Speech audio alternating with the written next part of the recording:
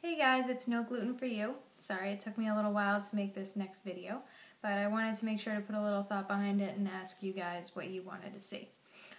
So this week we're going to focus on gluten, which, it's in my name, why not? So the first thing I'm going to talk about is my initial symptoms. The funny thing is that I actually experienced the symptoms that I had since as early as 8 or 9 years old, and I thought it was all normal. Basically ranging from not having regular bowel movements, it could be painful, it could be nothing. I would sometimes get, this is a little bit of an overshare, but for those of you who maybe experience this, it may be helpful, but sometimes I would have a lot of pain, like a combination of gas pain and cramps, and then I would experience excessive sweating, basically like I was sick, but I wasn't sick. And then I would be in and out of the bathroom with different issues. But the problem is it wasn't always with just having gluten. It was sometimes specific things. But basically, long story short, I had... Sorry about that. I had one weekend a couple years ago, I went to my sister's house and she cooked this amazing, marinated kielbasa dish. This was before I was vegetarian. And I loved it, my dad loved it, my boyfriend loved it, we all ate it. I came home and it was the 4th of July, I think it was, and it was within a few hours of eating it, and I had really, really bad pain in my stomach and having to go to the bathroom. It was not good. I was in the bathroom most of the night. Then I went a whole day without it, without having any problems. And the next day, because my boyfriend and my dad liked that dish, we decided we were going to make the same thing at home and try it again. So I did that, and then that exact same night, the same thing happened. Now this was 2 different batches of kielbasa, 2 different batches of barbecue sauce, everything. So my theory was the way that the kielbasa was cooked, because I've had kielbasa before. Usually I cut it really thin, cook it till it's, basically dehydrated meat, and then eat it. This one, you cut it lengthwise and you have these big chunks, and it was more like a hot dog consistency, and I feel like the raw form of the gluten is what caused the reaction to happen so quickly, because this wouldn't happen with pasta, this wouldn't happen with bread. Pretty much when I would have bread and pasta and stuff is when I would get constipated. It would stop me from going regularly. So I was just so having to get a new primary care doctor, and I went in and I told her what I had been, Googling online, the different symptoms, and she said, well, we're going to do a full blood test anyway. So she did the blood test. It came back that I had a wheat intolerance, so that explained a lot. But a couple other symptoms that I feel like now that I've avoided gluten for so long that were correlated could be I had depression in high school. I had migraines, really bad migraines in high school. I mean, a lot of it has to do with the light. I have to wear sunglasses all the time because I am light sensitive, but I definitely don't feel the headaches as often. I feel like I think a little clearer. I feel like I get a little better sleep, and if you've done any research like I have online, you see there's over 250 symptoms that you can experience from eating gluten. Not one person is the same as the other. So now with avoiding gluten, I don't experience any of it. And I think it was 2 months ago maybe, I was really stressed out, and for I think it was 2 or 3 days I allowed myself to have gluten. I went to Panera Bread and got a delicious Asiago bagel with white cheddar cheese and all that stuff, and I let myself have it for a few days, and let me tell you, I got congested like I had a cold for the entire week. It was like a week of head congestion. This was congested, but I wasn't mucusy or anything. It was just like a constant feeling of being drained, and I didn't go to the bathroom well which was to be expected. But it just made me realize that it's not worth it to feel like crap. So I'm going to move on to my next topic. My first grocery store trip. Oh my goodness. If you're like me and you got diagnosed, you went to the grocery store and you're like, oh my gosh, there's nothing I can eat. I didn't find the frozen bread section immediately. I went to this other aisle that had like this like weird condensed bread, and it was almost like a pumpernickel bread, but it was not good at all. And I just was like almost in tears when I got home because I thought that this was how I was going to have to eat for the rest of my life. So I went and I bought all this gluten-free stuff, but I went to like Shaw's, and they don't have a very big section. So once I started doing my research online, I didn't have a Tumblr community to turn to at that point. I didn't have any friends that knew anything about gluten, no family, nothing. So I spent a lot of time online.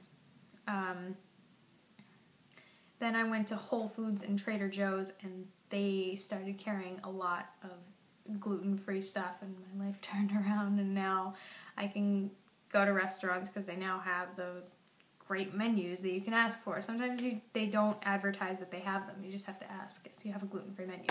Just for a quick example, I went to New Hampshire for my niece's son, so my great-nephew's birthday party, and we went next door to the diner. It was like a hole-in-the-wall diner, and I asked, just for giggles, you don't have gluten-free bread, do you? And she said, we do. And I got all excited. It was the most delicious veggie sandwich ever. But that's just, silliness. But it's the little things. It's the small things. My staple foods is another thing I said I was going to talk about. Basically, if I'm not counting regular food, like fruits, veggies, that's a staple, but it's naturally gluten-free.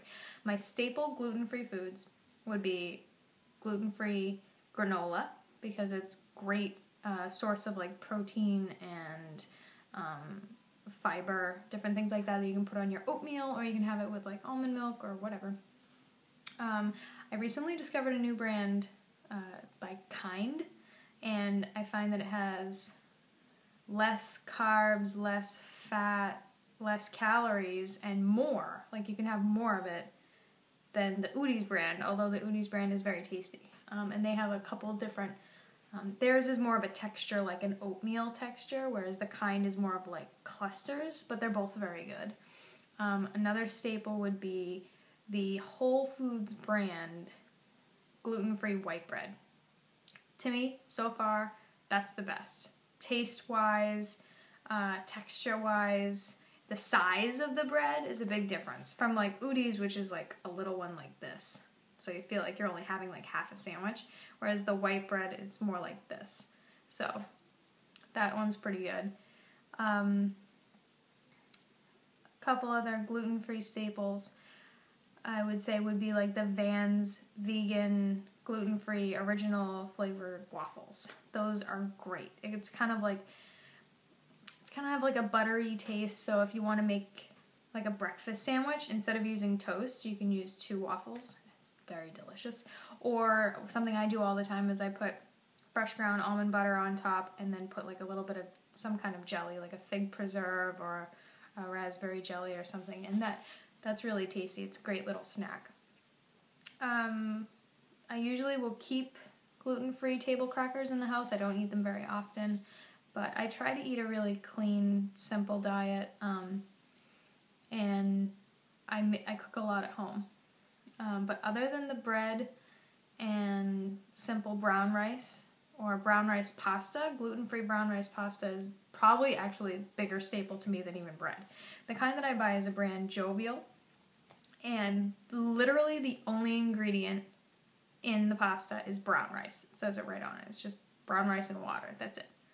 And it's the littlest processing I've seen in a pasta. So, and the texture is great, the flavor is great, everything is. So even my boyfriend likes it.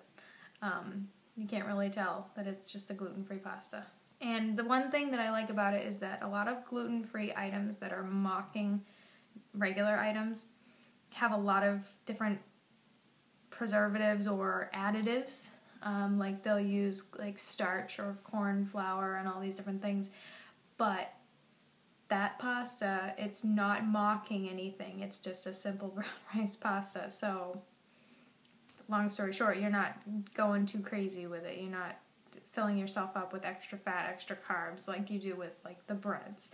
And if you go in and you get a gluten-free muffin or bagel, you'll see if you compare it to a regular bread, it's going to have a lot more unnecessary things. But it's the price you pay if you want to have it once in a while. I just wouldn't get too crazy with it.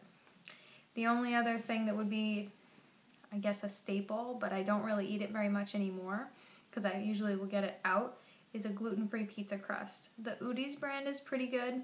I saw that Against the Grain came out with a new crust without any cheese on it, so you can make it yourself. Finding a good pizza crust is kind of hard with the gluten-free, but I would just do trial and error, taste it, see if you like it. The Glutina was okay. Udi's is good. Against the Grain out of Vermont is really good if you have it in your area. And that's pretty much it with that. The only other thing I said I was going to talk about was tips for going out to eat and asking questions for your server.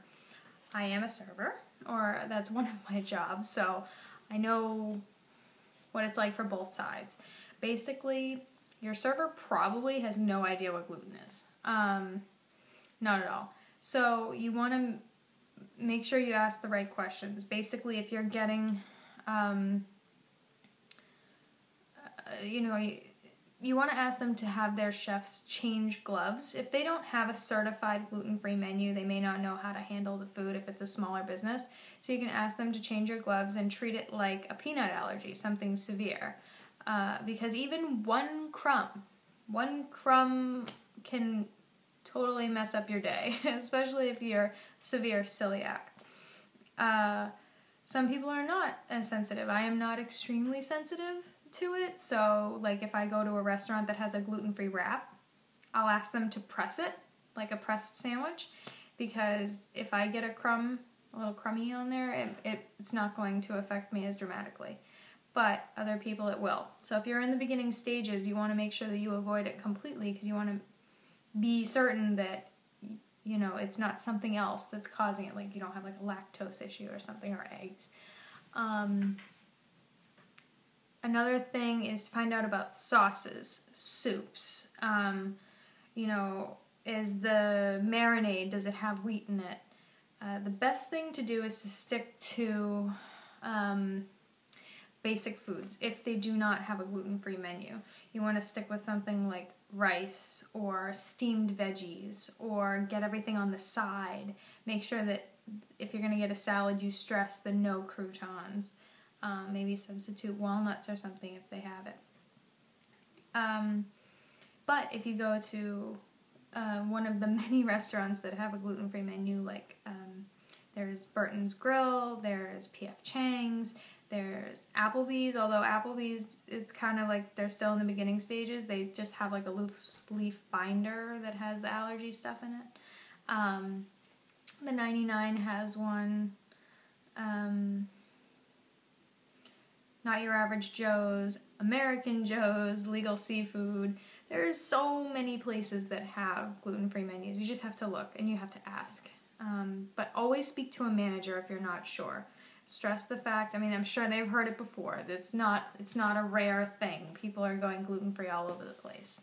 Not even always for allergies. But just talk to the manager. Say, I want to make sure that I'm not going to get sick. I want to make sure that I can come back to your restaurant and have a good experience. So, I hope this helped all of you new to be gluten-free people, or people that are gluten-free but didn't know, maybe like me, where I didn't have anybody to tell me. If you ever have any questions, you can feel free to inbox me on Tumblr, or you can inbox me at nogluten4u@gmail.com, or comment below. And I hope you guys have a great day. Love ya.